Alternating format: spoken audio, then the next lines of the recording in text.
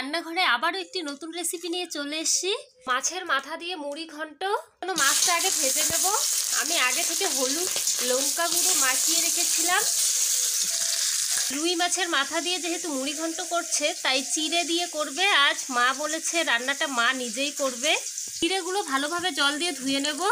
আজকে একদমই বাঙালির রেসিপি শেয়ার করতে চলেছি তোমাদের সাথে। এদিকে মাছ ভাজাটা হয়ে গেছে। স্বর্ণলতা রান্নাঘরে সকল বন্ধুদেরকে স্বাগত।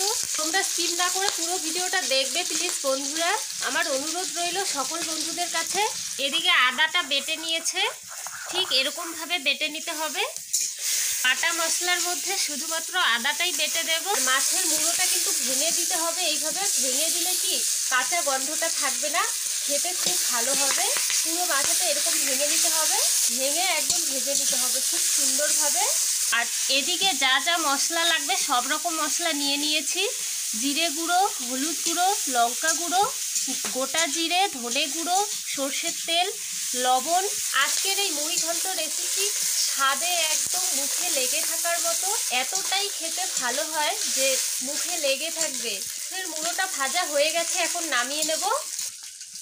সুন্দর কালার হয়েছে মুড়োটা ভাজা। তোমরা চাইলে যে কোনো মাছের মাথা দিয়ে করতে পারো, তো আমরা আজ রুই মাছের মাথা দিয়ে করছি। কড়াই সর্ষের তেল দিয়ে দেবো, আর একটু দিয়ে দেবো গোটা জিরে, তেজপাতা ভেজে নেব। কেটে রাখা কাঁচা লঙ্কাও দিয়ে দেব। হলুদ গুঁড়ো, ধনে গুঁড়ো, জিরা গুঁড়ো, কাশ্মীরি লঙ্কা গুঁড়ো কালারের জন্য। মিশিয়ে নেব সবগুলো মশলা। আদা পেস্ট, সবগুলো মশলা খুব ভালোভাবে মিশিয়ে নেব। মশলা কষিয়ে নেওয়া হয়ে গেছে, এবারে দিয়ে দেবো ধুয়ে রাখা চিড়ে। মশলার সঙ্গে ধুয়ে রাখা চিড়েটাও মিশিয়ে নেব খুব সুন্দরভাবে। 4 থেকে 5 মিনিট কষিয়ে নেব।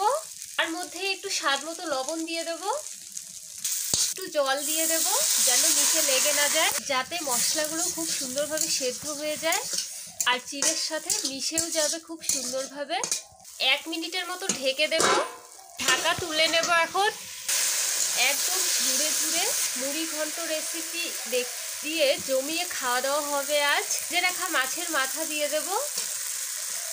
আজকের ঝুরঝুরে মুড়ি ঘন্ট রেসিপি তোমাদের কেমন লেগেছে কমেন্ট করে জানাতে ভুলবে না বন্ধুরা। এইভাবে মুড়ি ঘন্ট বানিয়ে দেখবে, স্বাদে হবে সেরা, খেতেও খুব ভালো লাগবে। পারফেক্টলি মুড়ি ঘন্ট রেডি হয়ে গেছে। একটা প্লেটে নামিয়ে নেব। খুব কম সময়ে এই মুড়ি ঘন্ট রেসিপি তৈরি করা যায়। আর আজকের মুড়ি ঘন্ট রেসিপি পুরোটাই আমার মায়ের হাতের করা। মায়ের হাতের মুড়ি ঘন্ট রেসিপি কেমন হয়েছে অবশ্যই কমেন্ট করে জানাবে। আর ভালো লাগলে লাইক কমেন্ট শেয়ার করে বন্ধুদের কে দেবে, যাতে তারাও দেখতে পায়। একটা করে লাইক দিবে বন্ধুরা, লাইক করলে মোটিভেট হই আর ভিডিও বানানোর এনার্জি বাড়ে। আশা করি তোমাদের খুব ভালো লেগেছে। আজকের ভিডিও এখানেই শেষ করছি। আবারও দেখা হবে নতুন পর্বে। ততক্ষণে সকল বন্ধুরা ভালো থাকবে, সুস্থ থাকবে আর সদা সর্বদা স্বর্ণলতা রান্নাঘরের ভিডিওগুলো দেখতে থাকবে।